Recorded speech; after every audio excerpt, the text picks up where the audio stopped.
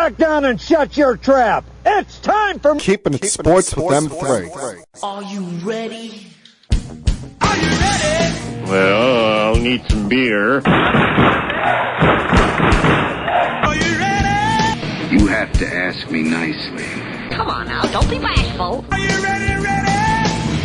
Are you ready for Place for the best sports talk and news surrounding each league. I can prove it with my usual flawless logic. Hey, man, this time they'll do it my way. What's your name again? And now, here's your host, M3, Mike Rosansky. Coming to you from Cherry Hill, New Jersey.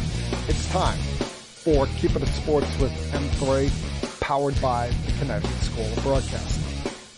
Good afternoon, everyone. Hope everything's going well for you here on this Tuesday, the 27th day of December. I actually said in the live feed of this that it was the 27th day of September. My bad. I'll be honest with you all, a little bit flustered today, a little bit not completely all here and getting my dates and days mixed up because yesterday I did not realize that this studio was closed. I did not realize the building was closed because of course, Christmas taking place on Sunday, which, by the way, let me be the last to wish you all a very Merry Christmas and the first amongst many to wish you a Happy New Year. But I did not realize the studio was closed. I did not realize the building was closed. So I drove here from Freehold, got here, saw the building was locked. I'm like, should I asked about that last week? My bad. But hey, here today, now get the rant, rave, comment, opinionate on everything going on in the world of sports that means something to me, including another disaster that I stood through on Thursday. And you start to wonder at some point if I, just hate myself, if I'm a glutton for punishment. The fact that I stayed there through that entire crap fest on Thursday night, brought to you by none other than our New York Jets. Because that was a miserable experience. That was as miserable experience as I've had at MetLife Stadium. It's one thing, a month ago when Mike White led the Jets in a blowout victory over the Bears and standing through a torrential downpour. You can get through that if your team is winning, if they're kicking the opposition's ass. But when it's just an outright mitigative disaster by the team you root for, then it makes it even worse to suffer through. Especially another dud performance by Zach Wilson, who I'm here to tell you all right now, and maybe I could be proven wrong about this later. I'm done with him. I'm done with watching him as the Jet quarterback. I'm here to admit that I was wrong about him being the long-term answer for this team, as I was wrong about Sam Darnold, as I was wrong years ago about Mark Sanchez, but I feel even dumber because just like the Jets, I fell in love with what I saw from him from his pro day. I was wowed and amazed by that, and I got suckered in by scouts saying he could be the next Aaron Rodgers or Patrick Mahomes, when realistically, he looks like he's the next Ryan Leaf or Jamarcus Russell. And maybe I wouldn't feel like that if he was, say, a second or third round draft pick. But the fact that he's the number 2 overall pick, and 2 years ago at this time, the Jets were 3 games away from having the number 1 overall pick. They won a couple of meaningless games at the end of the season. And now we've had to watch Trevor Lawrence start to flourish this season with Doug Peterson as his head coach, get themselves into playoff contention, and come into MetLife last Thursday night and hurt the Jets' playoff chances. It just added an extra, sour pill on top of what has been a disaster so far in Zach Wilson's Jet career. You could start to feel a negative vibe when it came to Wilson in this game within, say, the first 5 minutes of the game. Within, you got that big sack by Quinnen Williams early on. The Jets get the football down by the goal line, and look what happens after that. The offense goes backwards. Zach Wilson tries calling his own number on the first play, then doesn't see the blitz on third down. That forces them further back on the field goal attempt. And then the next drive, he misses a wide open Garrett Wilson. And from there, the Boo Birds started to the point where, his mom can call us all toxic all we want, but all the way around, this has been a disaster.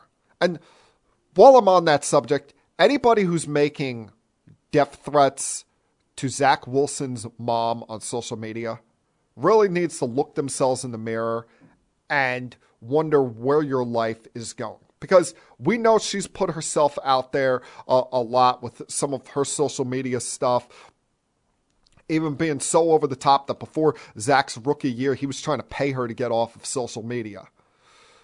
But she does not deserve some of the crap that has been handed to her by Jet fans. No one deserves that. You want to boo the guy, you want to hate the guy, you want to be mad that the guy's the Jets quarterback, that's fine.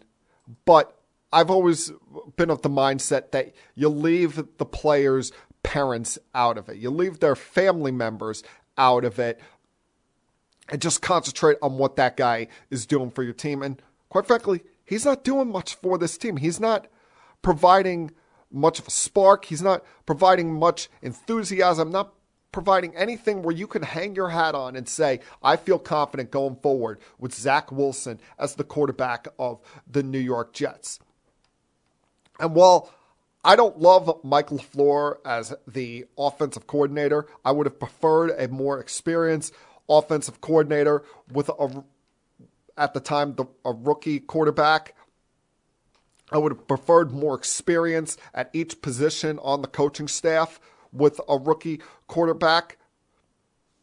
Why is it that Mike White can perform well in this offense? Why is it that Joe Flacco, when he's been in there and been motivated, has looked all right? Hell, in garbage time, you're getting Josh Johnson looking good. You get a CFL practice squad quarterback in Chris Schrevler, who beyond this preseason, no one's even heard of. He comes out on the field and is performing well. He actually gave the team a little bit of a spark, a lot more than what Zach Wilson was giving before he was booed off the field in the middle of the third quarter. And Robert Saleh, I love the guy. I think he has a chance to be a very good coach for this team, but he's got to stop speaking out of both sides of his mouth. Stop with the, I get it. You don't want to devalue a player because all these players, while they're human beings, they're also commodities to a franchise. And if Jay Glazer's report from over the weekend is true that you want to break things off with Zach Wilson this offseason, you want to still be able to have some kind of value to him, not completely throw him in the trash so that maybe you can get a 4th-round draft pick for him. But stop with every game. After every game, we still believe in Zach. His story's not done here. The excuse that, we just decided to stick with Schrevler because it was too late in the game. Let's just keep rolling with this. No, you knew Zach Wilson provided you no hope, no optimism, no reason to believe you could come back in that game on Thursday night. Schrevler, they at least moved the football down the field. He had more he can't throw the football. It's like watching Tim Tebow throw the football, only without the over-the-top fans, the over-the-top following to him. But he, even in a quarter and a third, completed more passes than Zach Wilson did last week. Zach Wilson wasn't the only problem here. The Jets defense was on the field too long. They allowed too many long drives for the Jaguars in that first half. That's why, even though they only scored 19 points, that 19 points felt like it could have been 95 points because the defense was missing a lot of tackles. They were allowed too many long drives by the Jaguars and had no pressure on Lawrence after the Quinn Williams sack early in this game. And then you take in the fact that they had no ground game. And that is where I want to get on Mike LaFleur for. Why are you getting away from the ground game so quickly in this? Yeah, I know the offensive line sucks. Each and every single week, it seems like you have 2 or 3 different guys out there outside of Dwayne Brown and Laken Tomlinson. But this, you can't just run the ball 20 times and get away from the running attack. I mean, their best ground game was when Trevor was out there, but between between Michael Carter and Ty Johnson, they only ran the ball 11 times last week, and that's against a team that was 27th in the league on defense against the run. That part was unacceptable, but all the way around, that was just a giant disaster. When I talked about before, you think about the symbolism of this. Here's Zach Wilson struggling, getting booed off the field, getting benched for the second time this season. Meanwhile, on the other side of the field, you have a coach, a Super Bowl winning coach in Doug Peterson, with a young quarterback that was the first overall pick in this draft, a pick that could come back and haunt this team for years to come, like not getting Peyton Manning did for him. And he realized the conditions that night was not going to overly rely on his quarterback trying to beat the Jets through the air. And he set up an offense for his quarterback to succeed, set up an offense where even Lawrence could call his own number and run with the football a couple of times. It felt like one just big pile of coal handed to the Jets 3 days before Christmas. And now you look at, where do we go from here? First off, with the quarterback position, thank God we finally found a doctor that could clear Mike White to play. But do we really even have the long-term solution, the long-term answer on this team, the long-term answer within this franchise? Because it doesn't feel like the front office believes in Mike White. It doesn't feel like they want to stick with him long-term. Zach Wilson, while they say all the right things, they clearly don't believe in him. I mean, why else would they believe him with the way he's played this year? And the fact that this coming week against Seattle, he's been moved to third string. He's not going to dress. He's not going to be active. Hell, I'm surprised they're even going to take him on the flight with them out to Seattle. What's even more painful with all of this, what we've watched with this quarterback situation, is you look around them. Other than the offensive line, who's missing some key pieces due to injuries, with the loss of Vera Tucker and even Becton, if he can ever stay healthy and keep his weight in control. You look around, this team is pretty solid in every facet. That they have good running backs, especially when you got Breece Hall back next year. They have young wide receivers in Garrett Wilson and Elijah Moore. Even you looks like you've been getting something recently out of Denzel Mims, although the veterans in the wide receiver group have been big disappointments. And I wouldn't be surprised if both Corey Davis and Braxton Berrios are cut this offseason. But that defense is a playoff caliber defense. That defense, all you got to do is score 20, 21 points. And we're talking about a team that is 9-3 or 9-5, whatever. Not a team that should be sitting here right now where disgustingly they still have their postseason lives on the line. They haven't been eliminated from anything. And if they went out and get some help, they could be in. But they've put themselves in this spot with this horrendous month of December.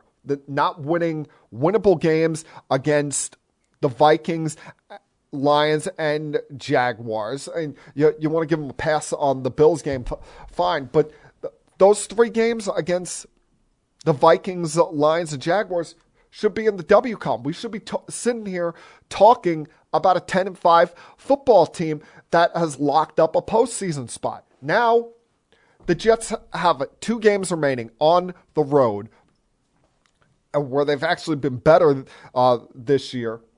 Thankfully, they're getting White back, and they got the help that they needed over the weekend. It was a struggle there a little bit at the end for the Bengals, but you got the fumble by Ramondre Stevenson that allowed them to lock things up in New England.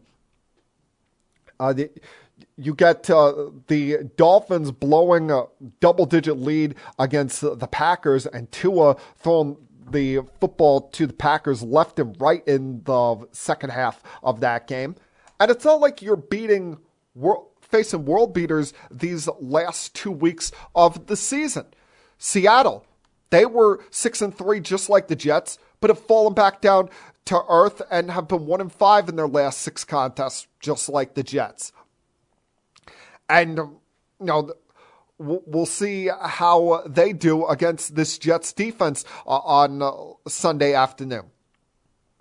Then you've got the Dolphins in Week 18, if you get by that. And who knows what the status of Tua Tagovailoa is, considering now he's in concussion protocol for the second time this season. But even if they win both of those games, they're going to need a loss from the Patriots somewhere along the way. And what will help them there is, hopefully if the Dolphins aren't playing Tua on Sunday, that they have Teddy Bridgewater ready to go in his place, and he's more than serviceable going up against New England. And the Patriots got to play the Bills in Week 18, and the Bills, we know, are dead set, playing it all the way through to get the number 1 seed. So it's there for the Jets. The problem is they're in their own way.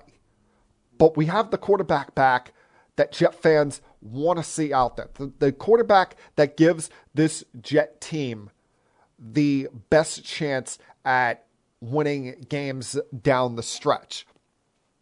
I will say this, though.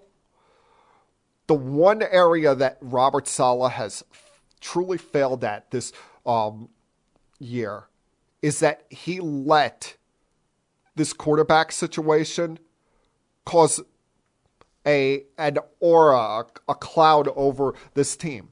Because you could see Garrett Wilson or DJ Reed with their arm around Zach's shoulders or giving him hugs on the sidelines all you want after these games. It's clear they don't like him. It's clear they don't want him around. It's clear that this team has a love and affection from Mike White. The fact that, have you ever seen any of these guys wearing Zach Wilson t-shirts to the airport? That has greatly created a divide here between this team, where it's almost a 52 versus 1 scenario, and cast a dark cloud over this team in the times when Zach had to play these last couple of weeks, and probably utterly destroyed his confidence. But then again, why should we have any confidence in him? Because if we made a mistake, the Jets made a mistake. Jet fans getting behind this guy made a mistake. Robert Saleh, Joe Douglas. Now, hopefully they can survive this, because they've done a great job building the rest of the roster. Have had good drafts since they've been here together. But failing with the number 2 overall pick at the quarterback position, that's something that can set you back for a very long time. That's something that it's the hardest thing in all of professional sports to find, the franchise quarterback. Something that they've been looking for since Joe Willie Namath. And now Zach Wilson, unfortunately, is going to go on that long list, that pantheon of quarterbacks that were duds, that were complete failures as high draft picks. He's going to be right up there with Ryan Leaf and Jamarcus Russell. And I just hope for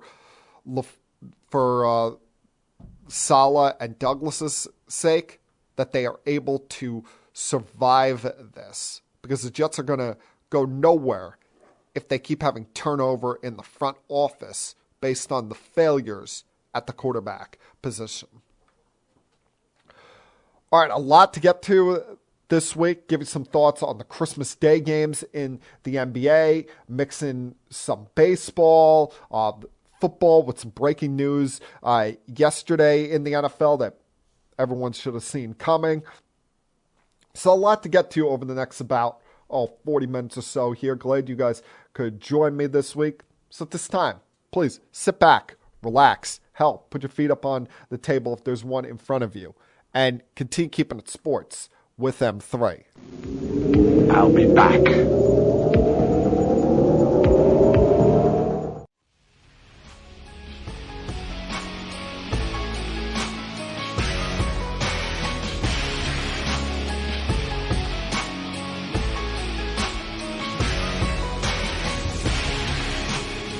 Thankfully, there were some things to be positive, cheerful, and optimistic about when it comes to sports for yours truly.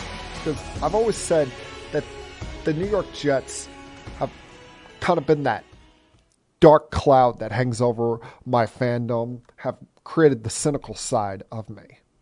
Well, the positive side, the optimistic side, the always remain hopeful side of me when it comes to sports is, of course, the New York Yankees, who finally this past week had a press conference to announce Aaron Judge's re-signing. Like, they acted like we hadn't already heard about this for 2 weeks.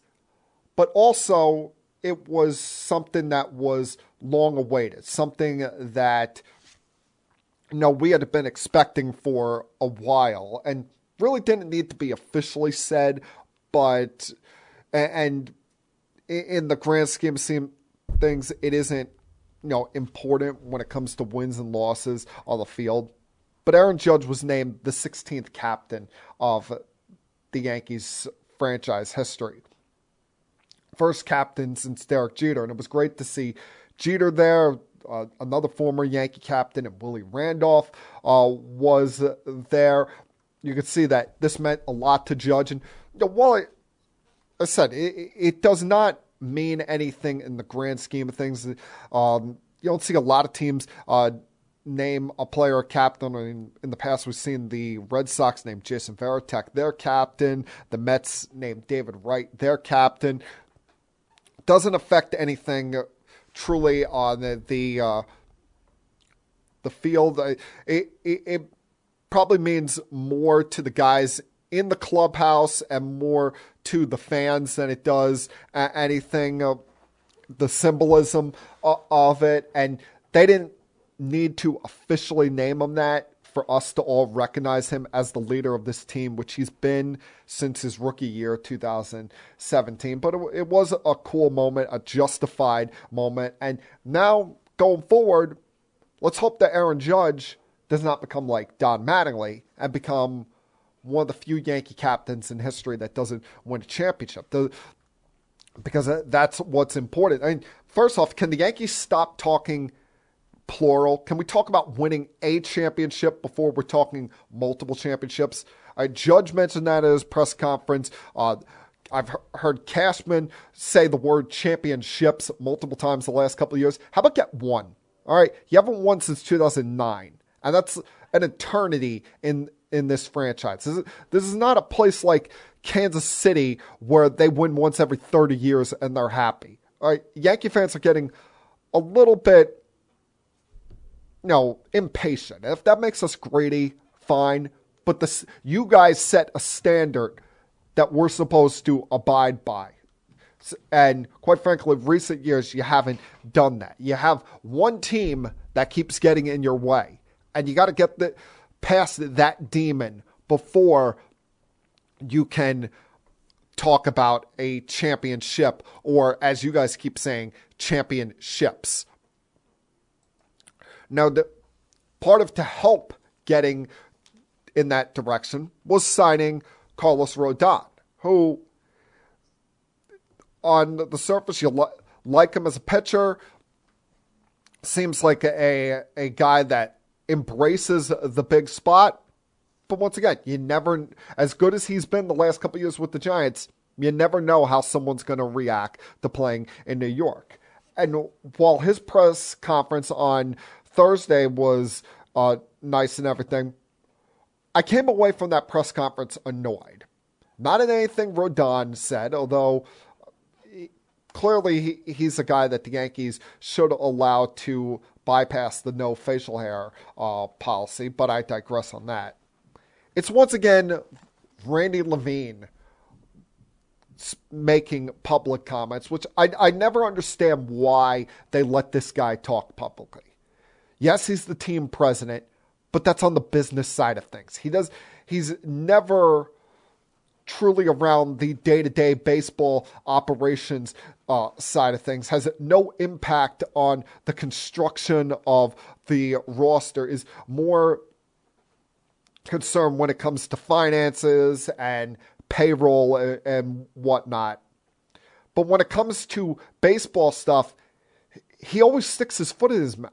He always sounds like a complete and utter buffoon. I mean, it's bad enough with both Judge's press conference and Rodon's press conference. He looked like he just rolled out of bed 15 minutes before both of those. Didn't look presentable at all, even though he was wearing a sports coat. But the comments he's making up there before he introduces Rodon, quote, "There's no doubt the Yankees have been, are today, and will continue in the future as the flagship of Major League Baseball. Wherever you go, all over the world, you'll see a Yankee hat, a Yankee jacket, or a Yankee shirt. Because in many ways, people think about baseball, the first thing that comes to their mind are the Yankees." Like, come on. Randy, we're not all stupid. We know who you're trying to take a blindside shot at. You're trying to, throw a little punch to the gut of. You're trying to throw a shot at the New York Mets. You can think we're stupid all we want, but we can read right through those. And they were unnecessary comments. Yes, the Yankees are the most recognizable brand in the sport. That goes without saying. Then why do you have to say it? Why do you have to make it so publicly obvious like that? Well, no, what? Are you feeling the heat because the Mets have spent a combined total of $800 million in total contracts this offseason with all the re-signings and additions that they've made at this point? Are you trying to take a subtle shot at Steve Cohen? The fact that, now you're not the richest club in town anymore, that he is more George Steinbrenner than even George Steinbrenner even was? It felt unnecessary, but that's Randy Levine. Anytime there's a microphone in his face, he says something stupid and makes a complete and utter idiot of himself. Now, I did a video podcast on this last week. We're right now in a little bit of a holding pattern when it comes to those aforementioned New York Mets. Because you look at what's going on right now with the Mets. You look at, all of the guys, all of the signings that they have made recently. The most recent one is, of course, the addition of Carlos Correa, or at least we thought was the addition of Carlos Correa, because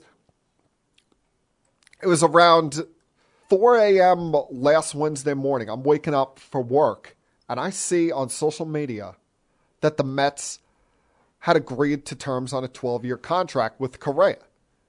And I had known what happened. I had seen what happened the day before with all of the nonsense. So with or I shouldn't say nonsense. The Giant fans probably will call it nonsense, where his physical, their front office didn't like something the doctors saw in there, and his deal was put on hold. And because he had never officially signed anything with the Giants, Scott Boras went running back to the Mets, who he had a previous conversations with Steve Cohen on, and agreed to a 12-year, $315 million contract with Correa. Well, now the Mets are having pause once again over concerns with something dealing with his lower right leg, leading to their deal being on hold, nothing being made official there. And we're at the point here, 3 days after that, where there are people in the know that still think a deal could be likely, but are putting it only at about a 50-50 proposition that this is going to happen. And I'm wondering now, are the Mets going to lower the contract as far as total years and average AAV? Is he still going to go there and be the Mets' third baseman? Or is somebody going to swoop in like the Mets and say, oh, we don't care about what the physical says. We'll still give you 12 years for $315 or 13 for $350? Or is he so dead set on joining the Mets, willing to move the third base, that he'll take a quote unquote lesser deal from them, take a lesser deal from Steve Cohen and company to still become a New York Met over the long term? I mean, there's a lot of things at play here that, we're going to have to see in the days or even possibly weeks to come on whether this is still going to happen. I mean, you went from euphoria early Thursday morning from Mets fans to now concern on whether they're going to have the richest infield, the richest left side of the infield in baseball history. And, while the potential fallback options are not bad for the Mets, especially because you have a top prospect that organization's loved for a long time in Beatty that could step in and be your third baseman.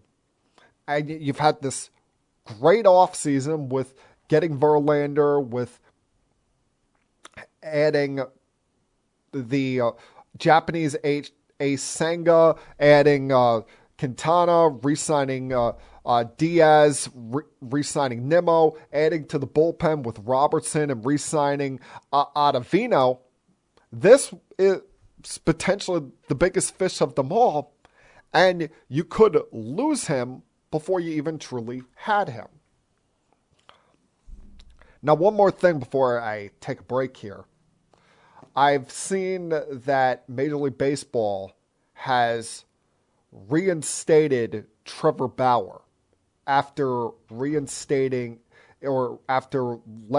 his suspension. Remember, back on July 2nd in 2021, he was placed on administrative leave while there was an investigation going on into a sexual assault allegation that had been made against him.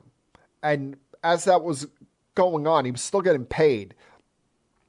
But in September that year, they continued on his leave through the rest of the season before this past April announcing that he would be suspended for 324 games, essentially the equivalent of 2 seasons without pay for violating their domestic violence, sexual assault, and child abuse policies. Longest non-lifetime suspension in MLB history that Bauer has been appealing and trying to fight.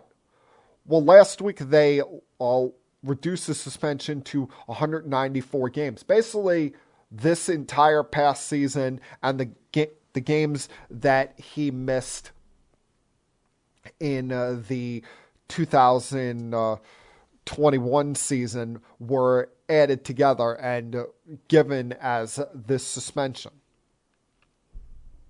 But I don't know what kind of future this guy has in baseball. Even with his suspension being over, even though he didn't legally serve any time, didn't have anything against him in that way. Because while he was a Cy Young winner in 2020, the pandemic season, did that mostly against the AL Central and NL Central. Remember that year, both of those teams were garbage. The only teams to make the postseason from those 2 seasons were the division winners. So he feasted on the likes of the Royals and the Twins that year, and the garbage that is the National League Central. But since then, he moved on to the Dodgers on a big deal. As soon as this was all announced, that locker room detested him, didn't want him back in there. That's why the Dodgers in all likelihood are going to release him in the next couple of weeks. And everywhere he goes, even though he's a good pitcher, he's just a pain in the ass. He's just a problem. Remember, at one point, he even went over, before the Cleveland, now Guardians, got rid of him, he was going around the clubhouse asking everybody, hey, why do you guys hate me? He just rubs people the wrong way. He pisses off managers. Terry Francona, remember the disrespect he showed him before he got traded there, throwing the ball over the center field wall during a start in which Terry was pulling him from.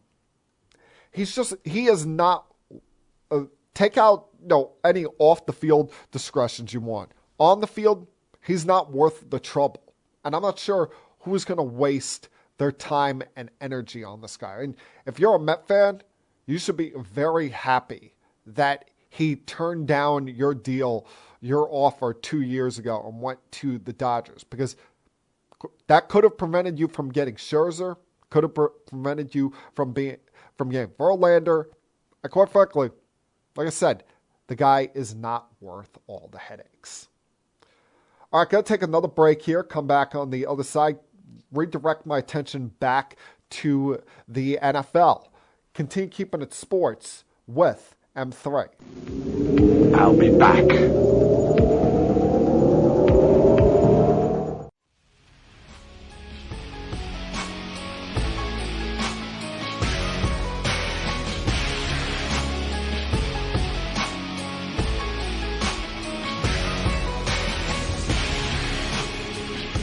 Well, what we all expected to happen for a while now finally happened on Monday afternoon. The Denver Broncos decided to waste no time, decided not to wait until the end of the season, and have announced that they are firing their head coach, Nathaniel Hackett, after only 15 games this season. You've got to be pretty damn bad as a head coach to not make it through your first full season. And you look at last year, you had the situation with Urban Meyer and the Jaguars, but there was, beyond just on the field garbage, it was a disaster off the field that made that entire organization look like a clown show, made that entire organization look like, quite frankly, an embarrassment to call an NFL franchise. This was different. The Broncos were expected to contend. Remember, we talked about it before the season. People thought maybe the AFC West could have 4 playoff teams with how loaded that division was. There were people saying, oh, is this the best division of all time? And there's been disappointment there. Yeah, the Chiefs won the division. Chargers made the playoffs. But the Raiders have taken 1 step forward, 2 steps back all year. And the Broncos have been a complete crap show. And that's after trading a lot of highly thought of pieces to go get Russell Wilson. And Wilson, as much as I love the guy, as much as I've always been a fan of his, he's been awful. He's 27th in touchdown interception ratio, is 32nd in the league in completion percentage, has been sacked the most of any quarterback in this sport. That offense has been hideous. They're averaging 15.5 points a game, only had 22 offensive touchdowns, and that's coming during a year where their defense has been awesome. They're allowing less than 20 points a game. It's, kind of the same thing that I'm saying with the Jets earlier.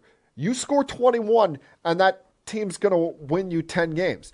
They scored 21 points a game. This team, we'd be sitting here, rather than talking about them as 4-11, maybe we're talking about them as 10-5, maybe 11-4, at worst 9-6, and battling for a wild card spot in these final couple of weeks of the season. And this is also damning to Russell Wilson's legacy, because Russell Wilson, now you got people taking shots at him, making fun of him on TV, saying that, oh, he's the worst quarterback named Wilson in the NFL, making it look like, oh, he was more of a system quarterback under Pete Carroll rather than a great quarterback, a guy that could lead you potentially to a Super Bowl.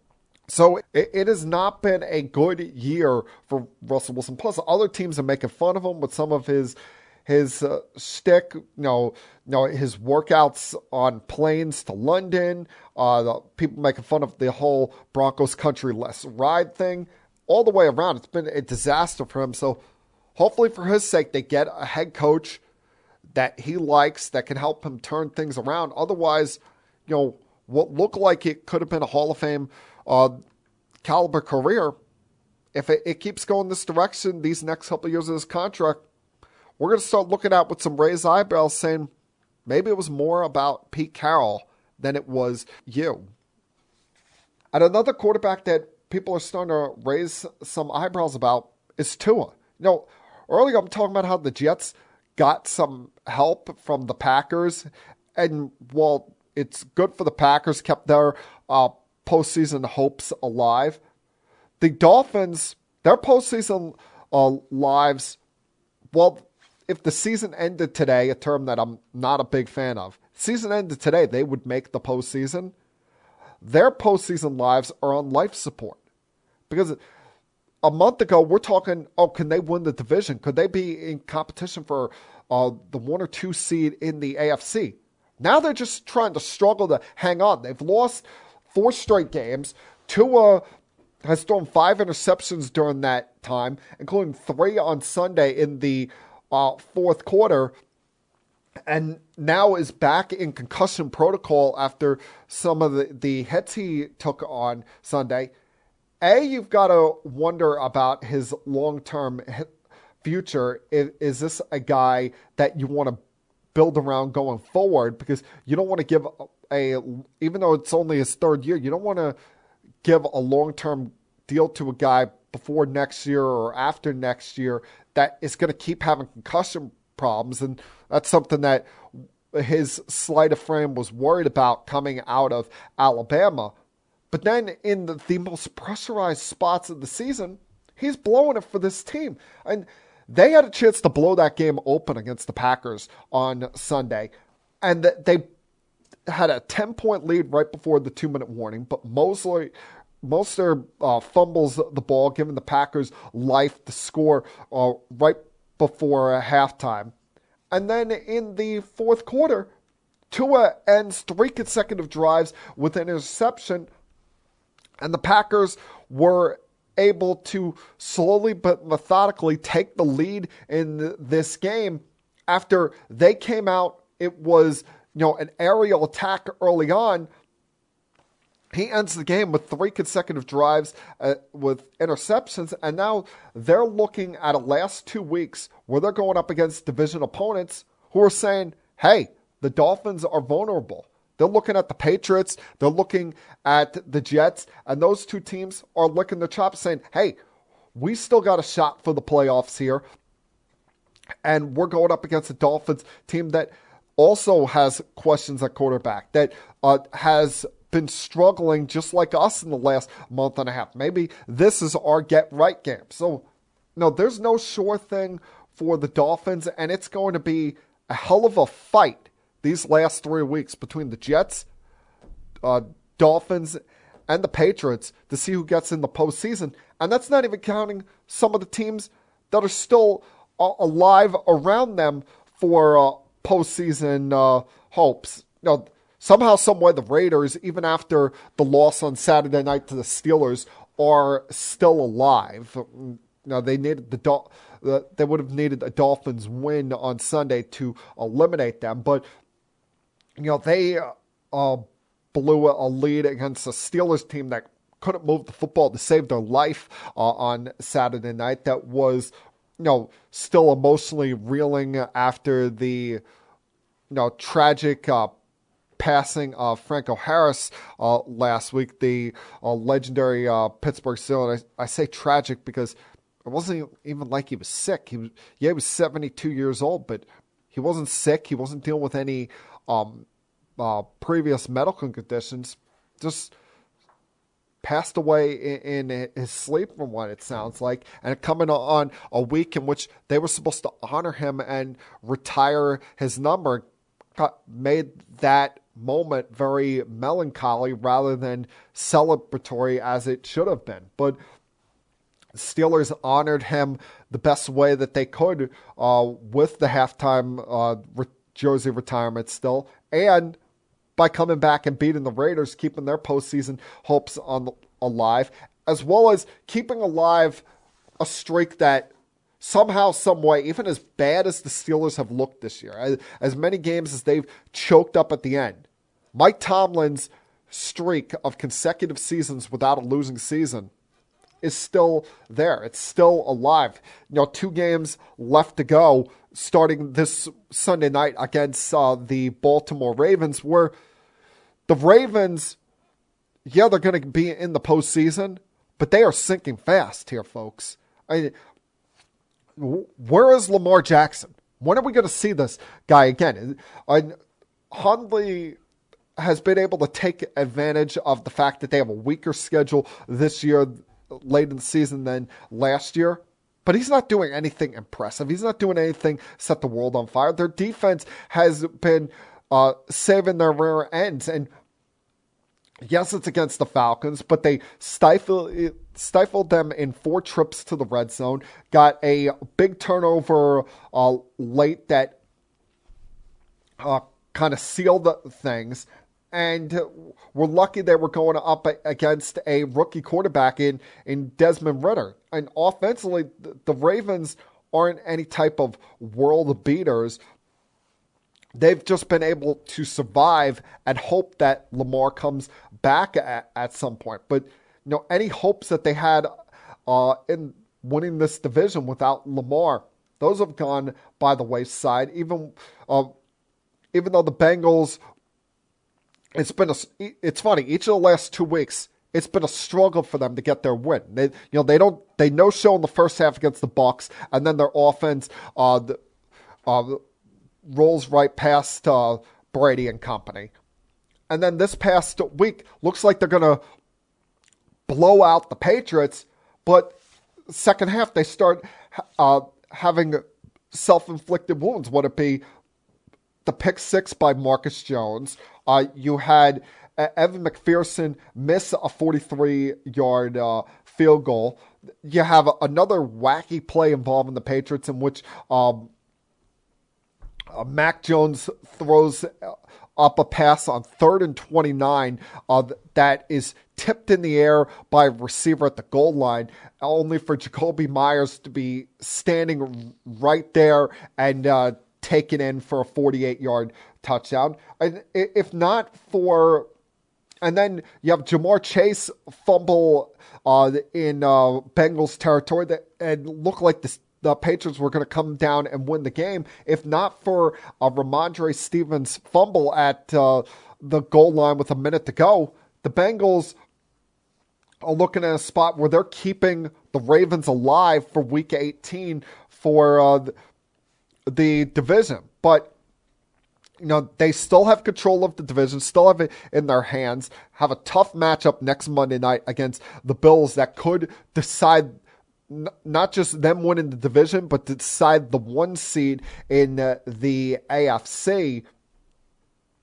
And they've got these 2 tough matchups coming up at the end of the year here that are going to say a lot about the AFC side of the postseason. One thing that both sides of the postseason are hoping is that they get their conference's respective southern divisions there, which, quite frankly, you look at those divisions and you say, does anybody actually want to win those divisions? Does anybody actually want to stand up and proudly say, yeah, we want to win the AFC or NFC South? Because, quite frankly, I wouldn't mind if the NFL stepped in and said, nah, you both don't get to be part of the postseason. And I know the Jaguars have come to life here, and it's actually a good thing that the Jaguars have control of the division right now, because if they were in the wild card mix, they would hold a tiebreaker over the Jets after last week's win. But their recent run of success the last month has been mixed with the fact that the Tennessee Titans cannot get out of their own way. A month ago, they were in the mix for potentially being a top 3 seed in this conference, and now they're struggling to hang on, and are doing so with a quarterback that, quite frankly, does not look like he should be on the field. A quarterback that, quite frankly, does not look like he's ready to be on the field in Malik Willis. And they've got to stick with him for the rest of the season because they're without Ryan Tannehill. And this kid, while he's got athleticism to him, he can run the football. He can't throw the ball. He can't throw the football deep down the field. Hell, can't even complete the quick intermediate passes. And they blew a game against the Texans who've been shown the last 3 weeks that, yeah, we're 2-12-1, but we're coming to play each and every single week. And it was self-inflicted wounds by the Titans late in this game that cost them. Henry fumbling in Texans territory. The third fumble for him in the last 3 games. And then Willis gets picked on the last 2 drives that locked things up for the Texans. And the Texans, despite what their front office probably wants them to do, and that's lose so they have their choice at quarterback with the first overall pick, they've been competitive. They've been feisty these last couple of weeks and have been that one of those teams late in the season that is trying to spoil things. And now the Titans, without the guy that should be quarterbacking them, Ryan Tannehill, could be looking at a very, very disappointing way to end their year. Their year is ending a lot the same way that the Ravens' year was ending a year ago. And then when it comes to the NFC South, I mean, I've had enough of watching the NFC South. I mean, I've had enough of hearing about, as great respect as I have for Tom Brady, I've had enough of hearing about them overcoming late leads. I've had enough about hearing, oh, Tom Brady does it again. Tom Brady comes to life late in this game. This feels a lot like the way Tim Tebow was winning games for the Denver Broncos 10 years ago, where they do nothing offensively for the first 50 minutes of these games, and then the last 10 minutes they finally decide to show up. You get some semblance of life out of the corpses known as Julio Jones and Leonard Fournette. Mike Evans starts to play like the Pro Bowl level wide receiver he should be. And the best option he's had, surprisingly, has been Chris Godwin. And Chris Godwin can barely even move out there on the field. He's still trying to fully recover from his torn ACL last year. And Brady, 3 straight games with multiple interceptions. The Buccaneers, they're hard to watch. They're maybe it's because we set expectations for them so high, but I almost hope that they lose these last 2 weeks, finish at 7-10, and miss out on the postseason altogether. Because I don't want to watch them in the playoffs, even though in all likelihood they'd beat the Dallas Cowboys. I don't want to see them. I don't want to see them. Give me the Panthers. The Panthers are at least fun. The Panthers are exciting. The Panthers are enjoyable to watch. They'd probably get stomped out by the Cowboys in the first round,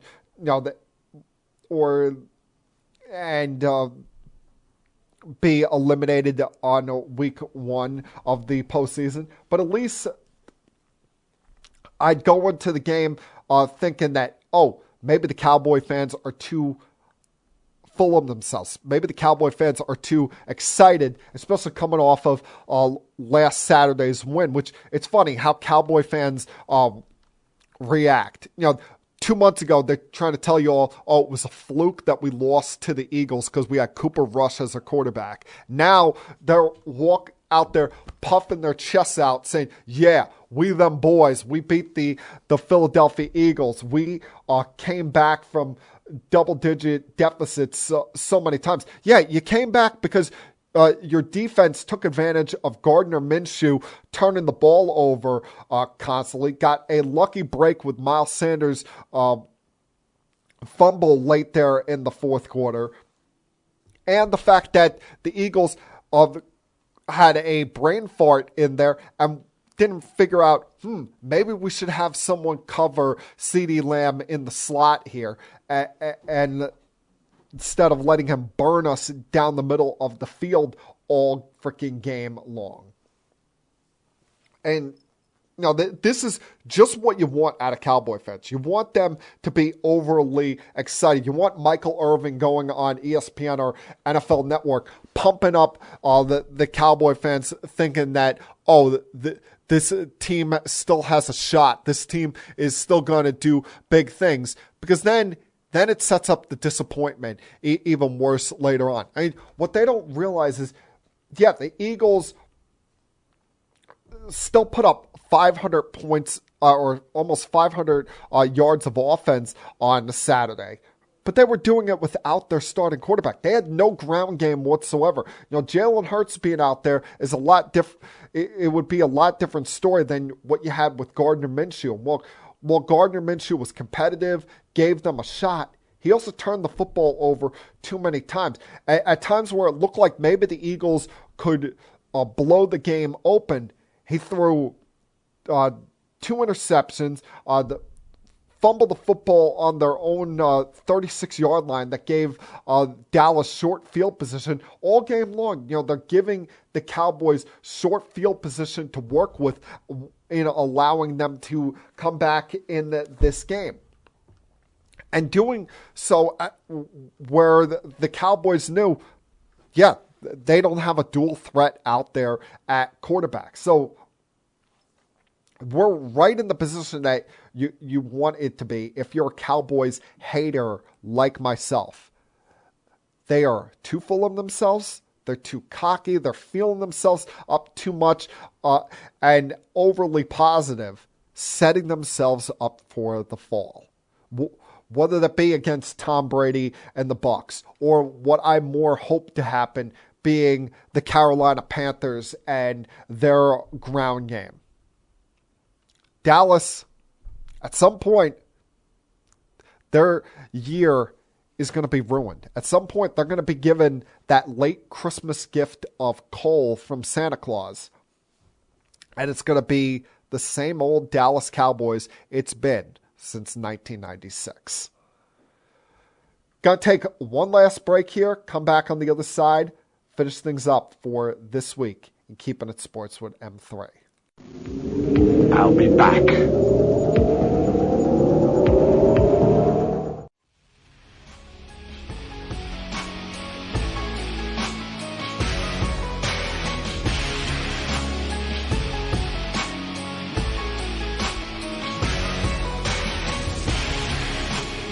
For hopefully the last time this year, I want to wish you all a very merry and happy Christmas. Hopefully Sunday was very pleasant, safe, and joyous for you all. And even for those of you who don't celebrate Christmas for your own different religious beliefs and values, I hope you're all enjoying the holiday season as well. Sunday was very peaceful and relaxing for me. The holiday season's usually very much low-key for yours truly, between the fact that I don't get together with my extended family. It's just me, my mom, and my siblings. We don't go out to anywhere. Just hang out, open gifts, have dinner together. Very peaceful, very relaxing. And add into that, you got sports on all day, but none of my teams are playing. So there's no potential agita. The only real concern for me was watching Dolphins Packers, and thank you very much for the Christmas gift, Aaron Rodgers and the Packers, by helping out the Jets' postseason hopes and putting a little chink in the armor there for the Miami Dolphins. I think it's my Brooklyn Nets, who you would expect to be a team that would play on Christmas Day, didn't play because the NBA clearly had concerns about putting the Nets on Christmas after all of the nonsense that went on during the offseason with Kevin Durant and Kyrie Irving. Would they still be on the team? And then, whatever it is going on a week in, week out basis with Ben Simmons. But don't look now, folks. My Brooklyn Nets have come to life. My Brooklyn Nets are showing that they are a team to be taken seriously, a team that is right there in the mix when it comes to a postseason bid, or even more than that, championship contention in the Eastern Conference. Because, 10 weeks ago, I was ready to blow this team up.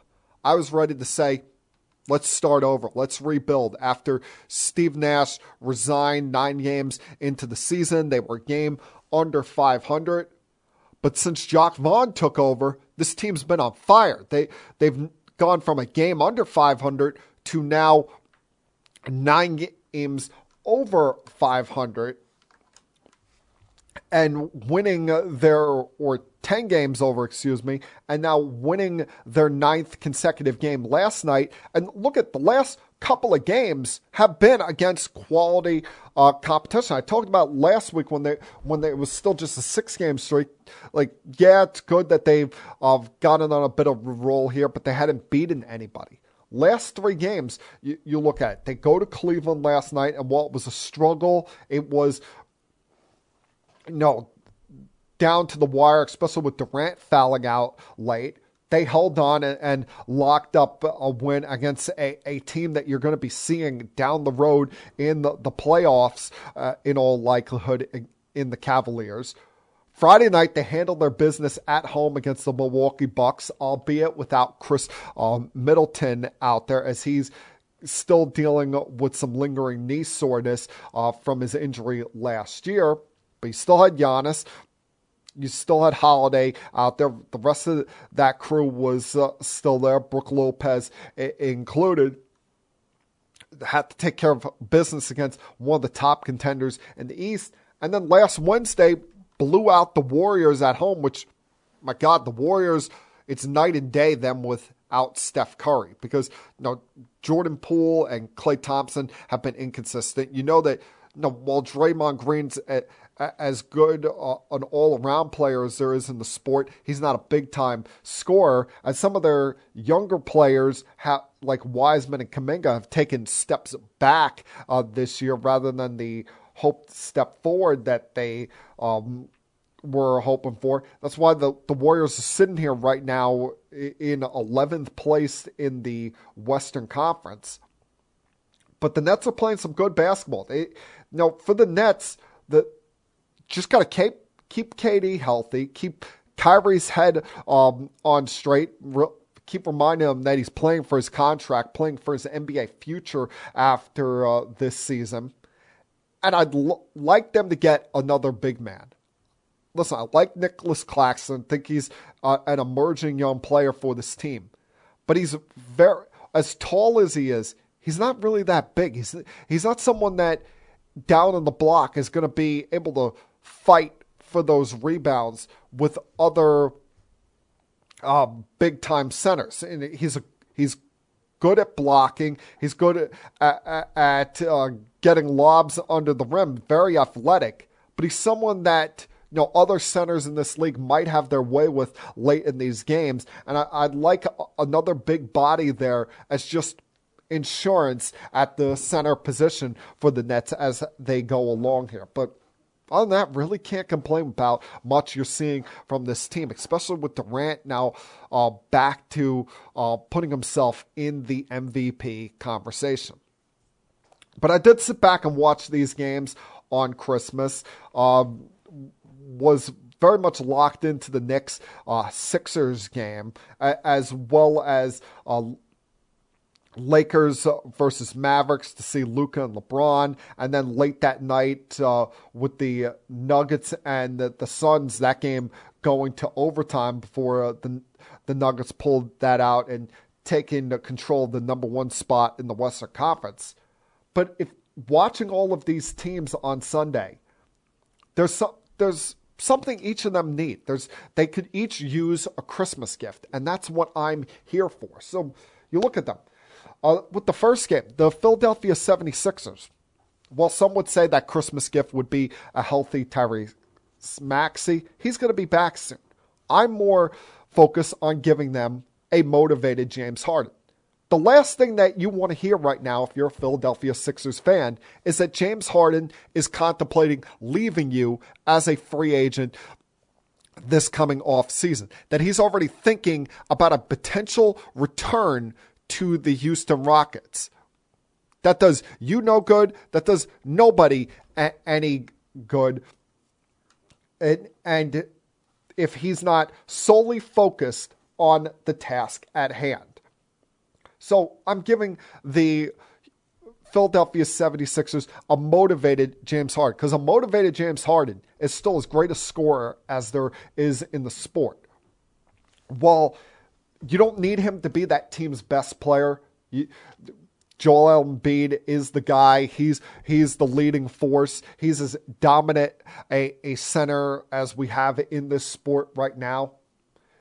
If you have James Harden focused with his eye on the prize, realizing that you don't want to be another one of these Hall of Famers like a Charles Barkley, Patrick Ewing, in all likelihood Carmelo Anthony or Chris Paul, that goes their entire career without winning a championship. This squad that you have right now might be your best opportunity at finally getting there. There's no team that you look at in the Eastern Conference and say they're overwhelmingly ahead of all of us. The opportunity's right there in front of you. You just need James Harden to be all in if you you want to get there.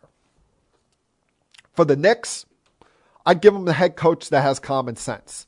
Because while right now they're the 6th seed in the Eastern Conference, I worry about this team's durability. As fun as they are to watch at times, Jalen Brunson playing at an all-star caliber level, Julius Randle turning things around after how horrible he was last year, looking deserving of that contract extension, looking like a potential all-star in his own right as well. Tom Thibodeau has got to stop with these short rotations. That's going to burn this team out in the long run of things here. And you played with an 8.5-man rotation on Sunday. And I say 8.5 because McBride only played 6 minutes. Everybody else was at 15 plus throughout that game. You've got to get more people in the mix here. Yeah, I know Cam Reddish doesn't play defense that much, but get him on the court. He can score the basketball. I mean, for God's sakes, you're giving minutes to Derrick Rose for crying out loud. And so this team, get a head coach with common sense that will stretch things out during the regular season to an 11-man rotation. Because this 8-man rotation you're trying to pull, it's going to burn the team out in the long run. And in the second half, all of these cute wins that you're getting, putting yourself in the 6th spot, it's not going to remain that way if you burn these guys out, especially at a time where you're looking at the Eastern Conference. The Eastern Conference, remember, there's some teams that in the East have quite frankly disappointed this year, that have not really gotten going. Especially, you want to look at the Miami Heat, who are down at the 9 seed right now. The Toronto Raptors are a 10 seed. The Bulls, who we thought were going to be a playoff contender, they're all the way at 11. There's still time in the season for them to all make a run. So, the gap between 6, where the Knicks are at right now, and 11 is 3 games. So they could very easily lose their control on that before all is said and done. For the Mavericks and the Lakers, my Christmas gifts for them, Mavericks, a consistent number 2 scorer behind Luka Doncic. You never gave Dirk Nowitzki that.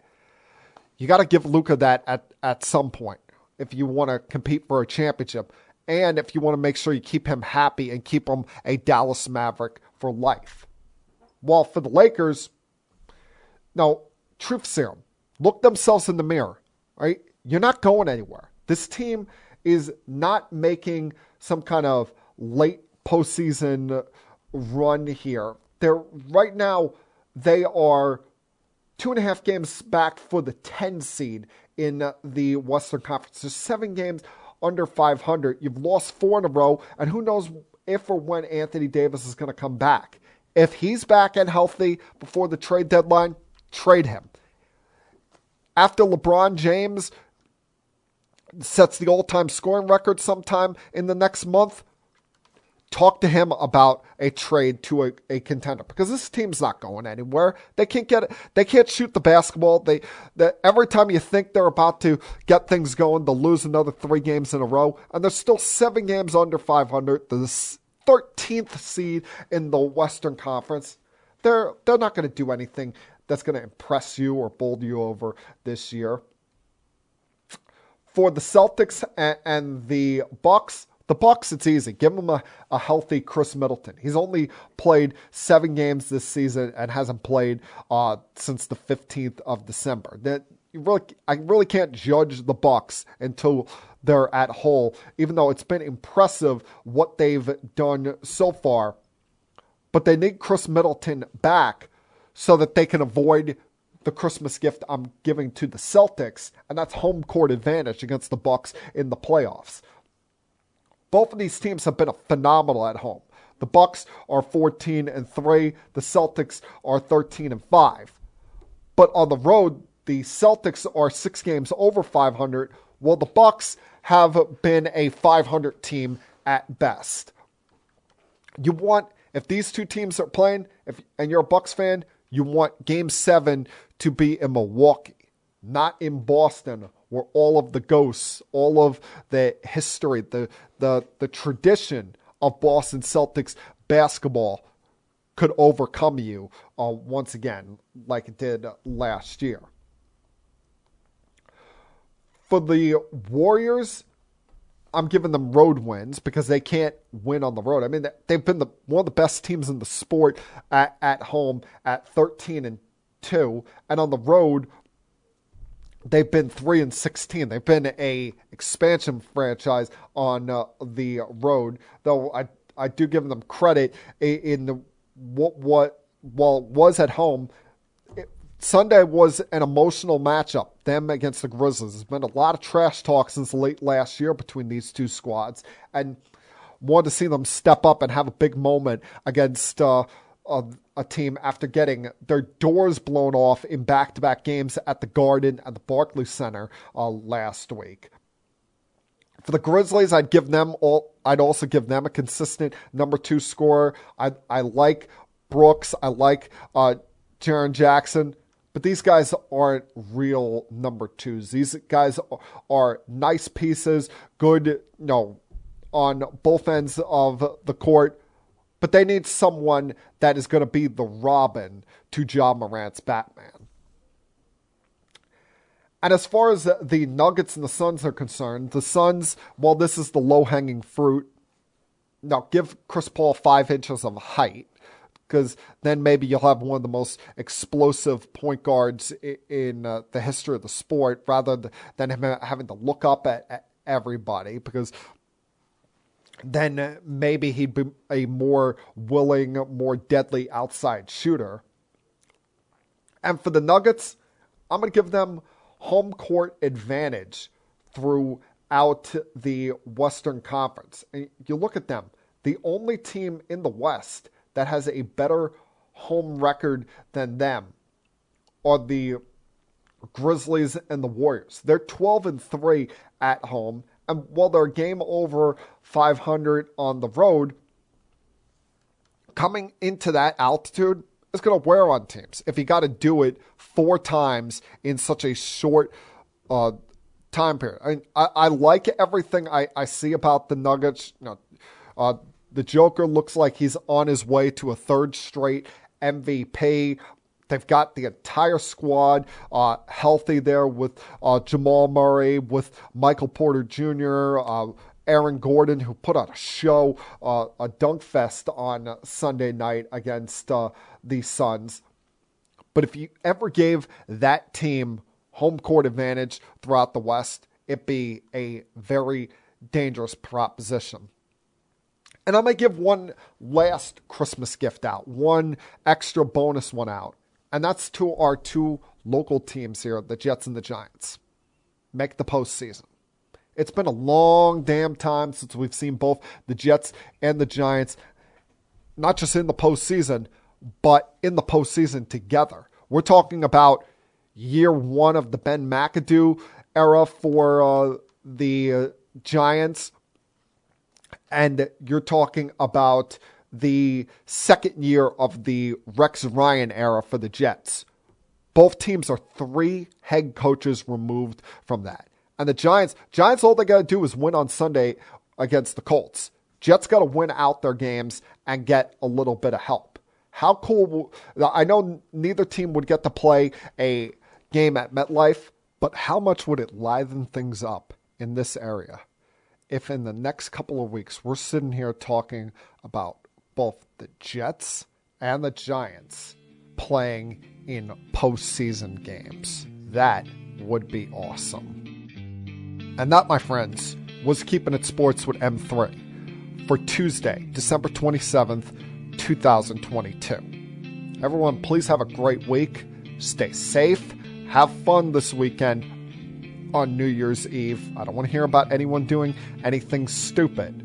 And I'll talk to you guys all again, same time next Monday. Until then, have a very happy New Year, everyone. Peace. We have to go. Good night, everybody. I have had enough of you! Thank you for all the fun. Thank you. Hey, shut up, will ya? I don't want to see you, I don't want to hear you, I don't want to smell you. Now leave. I'll be back.